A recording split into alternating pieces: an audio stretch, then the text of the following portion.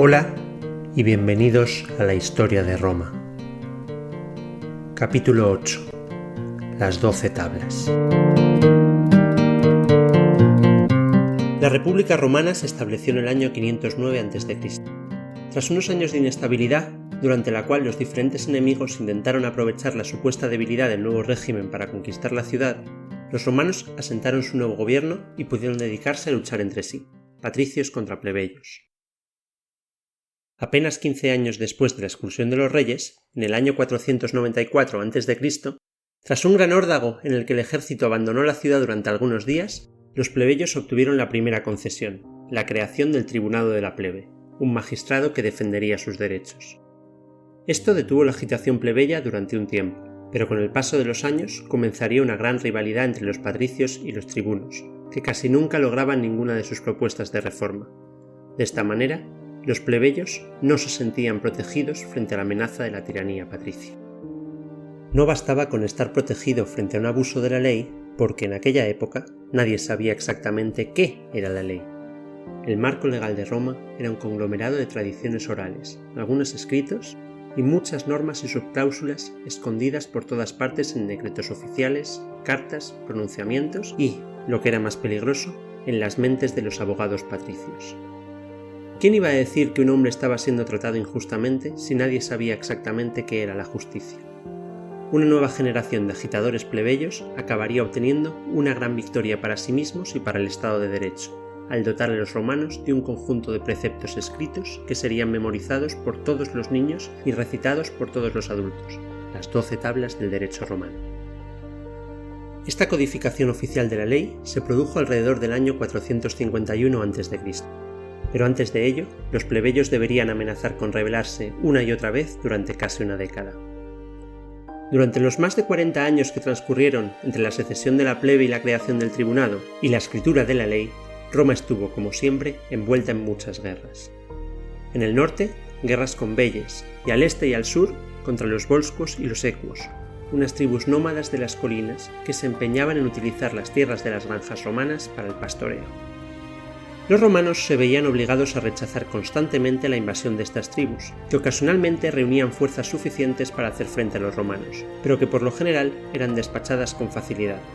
La única vez que los volscos representaron una verdadera amenaza para los romanos fue, como vimos en el capítulo anterior, cuando estuvieron liderados por Cayo Marcio Coriolano, aunque esta historia es bastante sospechosa, y es que es muy parecida a la de cierto general ateniense. Es muy posible que haya sido insertada por el dolido ego romano tras una derrota a manos de un pueblo nómada. Con esta historia, los romanos solo podían ser derrotados por otros romanos, lo que es mucho más atractivo para estudiar la historia en generaciones venideras. A mediados de la década de los 480 a.C., la amenaza volsca había sido contenida y la ciudad nunca volvió a verse seriamente amenazada. A lo largo de las décadas de 470 y 460 a.C., aunque el peligro exterior había disminuido considerablemente, las legiones seguían saliendo todos los veranos en campaña contra los últimos de los volscos o los asaltantes ecuos. El dominio militar total de Roma sobre las tribus de las colinas acabó llevando a los líderes plebeyos a sospechar que los patricios no estaban siendo del todo honestos con el nivel de amenaza que suponían estas tribus.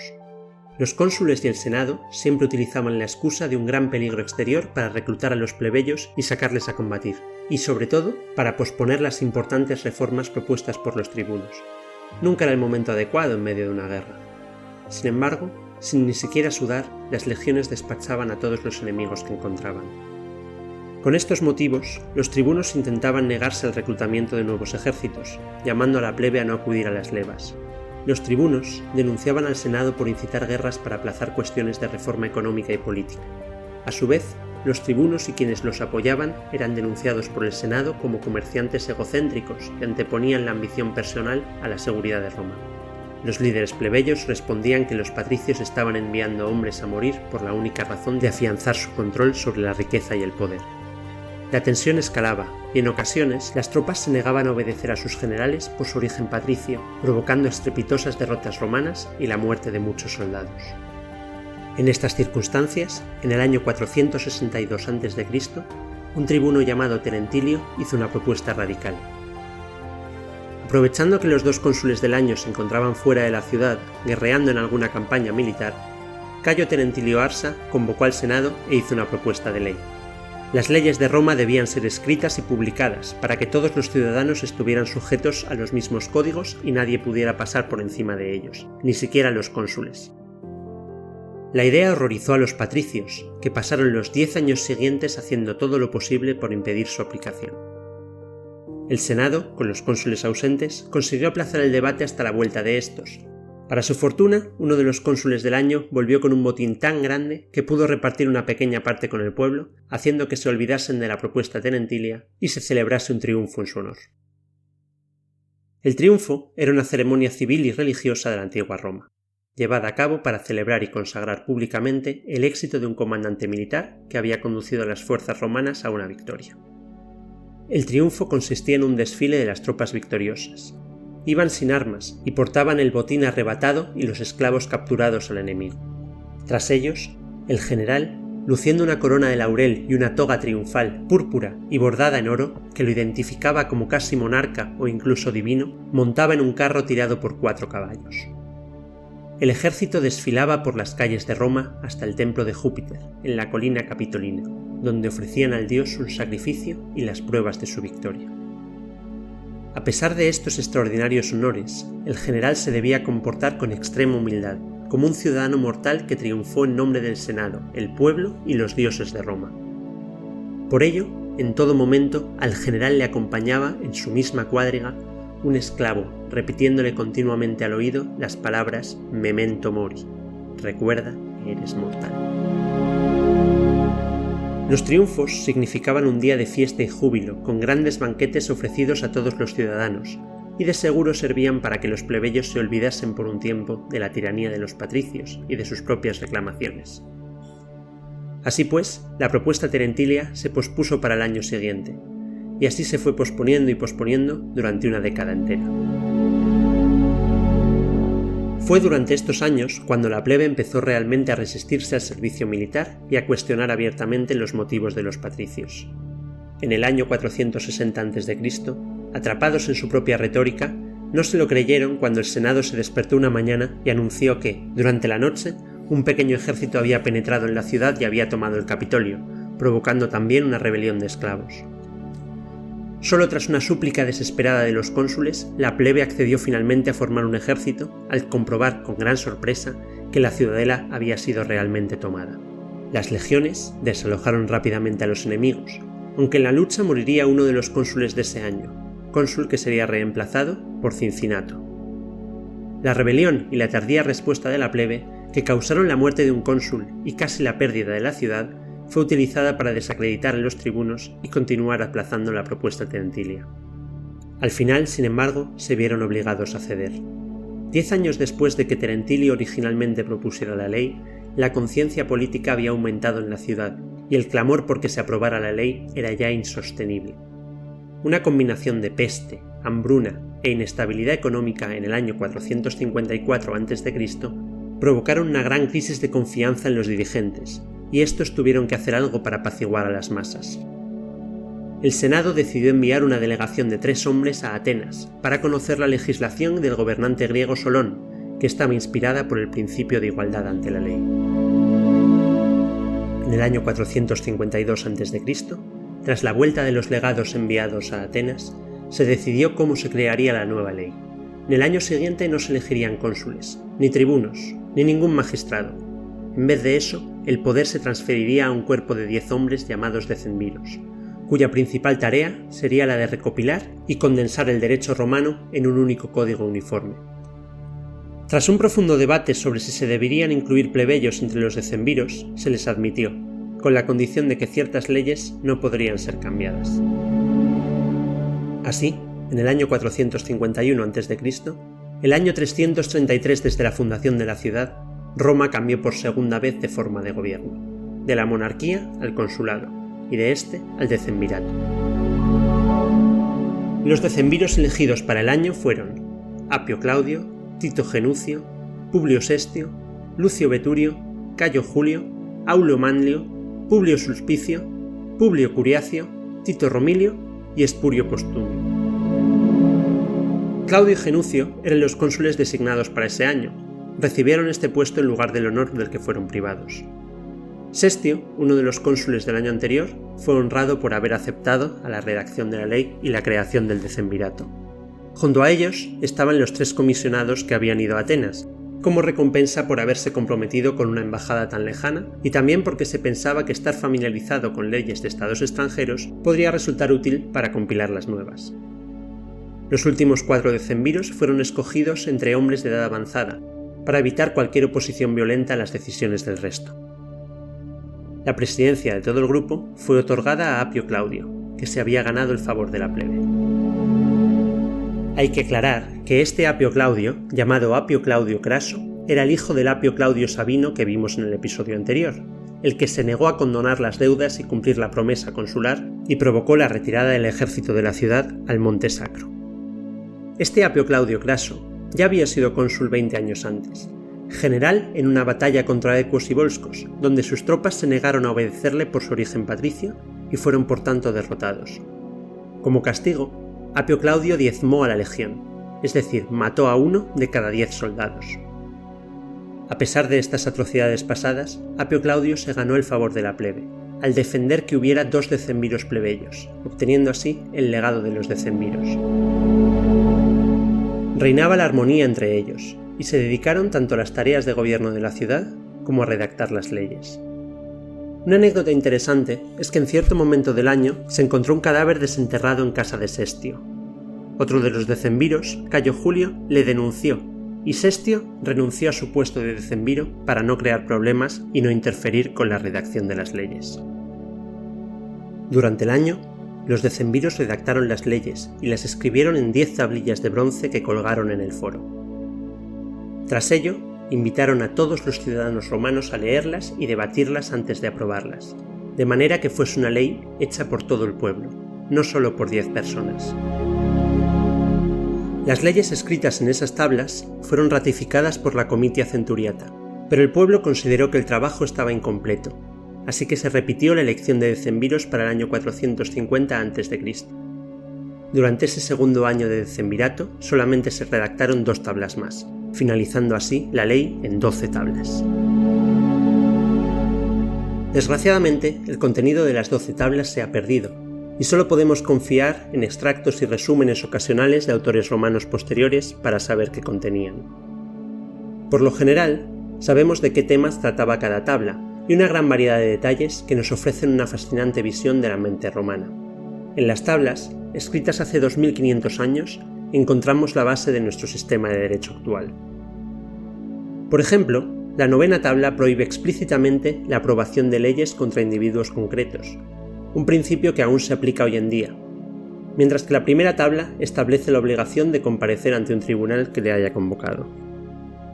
Las tablas abarcaban un amplio abanico de asuntos, desde los procedimientos judiciales hasta el pago de deudas, pasando por los derechos sucesorios, el mantenimiento de las alcantarillas públicas, el divorcio y las cuestiones relativas a los límites de la propiedad. No os quiero aburrir con una larga recitación del contenido de cada tabla, pero sí recitar algunas de las facetas más curiosas de la mentalidad jurídica romana. Por ejemplo, según la 2ª tabla, un ladrón capturado de noche podía ser asesinado sin pena ninguna, pero si el mismo ladrón es capturado de día, debe ser entregado a los magistrados para ser azotado.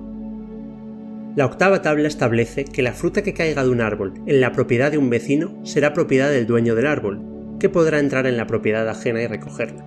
Sin embargo, si el viento rompe las ramas del árbol y cae en la propiedad del vecino, toda la fruta será propiedad de ese vecino. Esta cláusula en concreto demuestra lo escrupulosamente litigiosos que podían llegar a ser los romanos. La muerte era la pena máxima y se prescribía para una serie de delitos como el asesinato y la destrucción de cosechas, así como para asuntos relacionados con la integridad de los tribunales.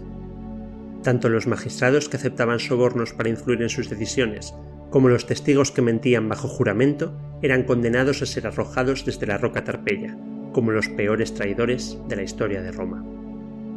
Para los romanos, el perjurio era un crimen atroz que amenazaba la integridad de todo el sistema. El primer año del decemvirato fue un éxito total. Patricios y plebeyos convivieron en armonía y se redactaron 10 tablas de leyes que todos consideraron justas. Por eso se decidió continuar con esta forma de gobierno. Los plebeyos estaban cansados de los cónsules, a los que consideraban los nuevos reyes, y los patricios cansados de tener que lidiar con los tribunos. Apio Claudio se las apañó para hacerse reelegir, a pesar de que la tradición impedía a nadie ser reelegido en el cargo. Junto con sus 9 nuevos compañeros, escribieron y aprobaron 2 nuevas tablas de leyes, completando así las 12 tablas, con leyes que aplicarían igual para todos.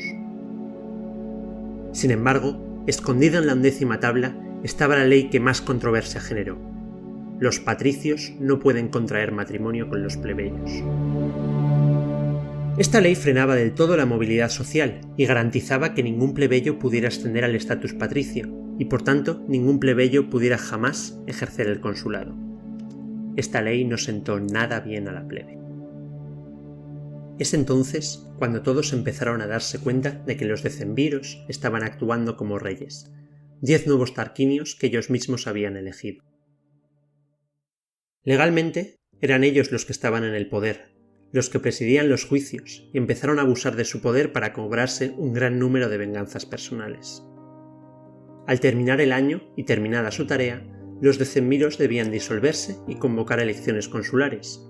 Sin embargo, Apio Claudio convenció a todos de mantenerse en el cargo. Simplemente no convocaron elecciones y no permitieron que nadie se presentara. Irónicamente, el cuerpo de hombres que estableció las leyes fue el primero en ignorarlas descaradamente. Pasaron días y semanas en las que los decemviros mantuvieron su poder ilegal, sin que hubiera ningún conato de rebelión. Los decemviros continuaban abusando de su poder. Sin embargo, ese mismo año, volscos, ecuos y sabinos atacaron las fronteras de Roma al mismo tiempo, y los decemviros se vieron obligados a reclutar al ejército.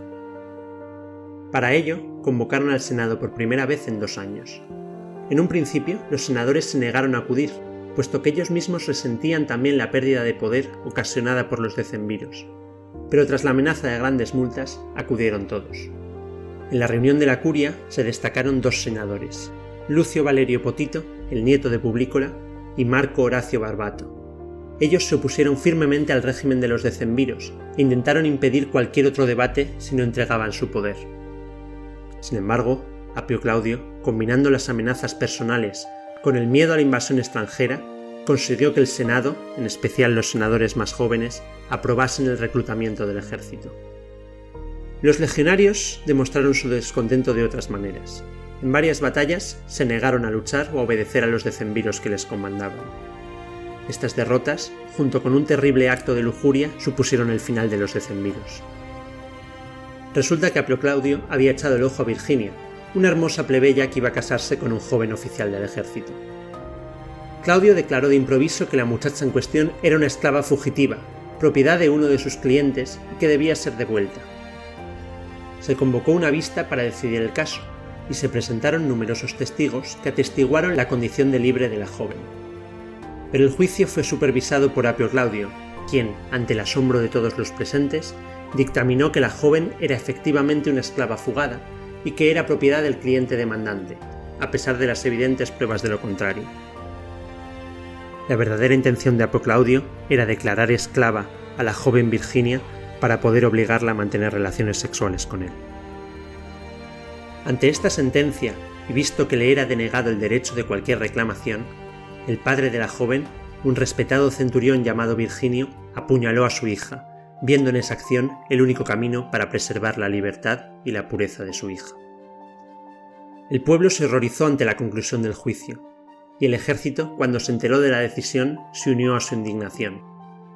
Tanto el futuro marido como el padre de Virginia eran oficiales de buena reputación, y el ejército se mostró incrédulo ante la arbitraria injusticia de Apio Claudio hacia uno de los suyos.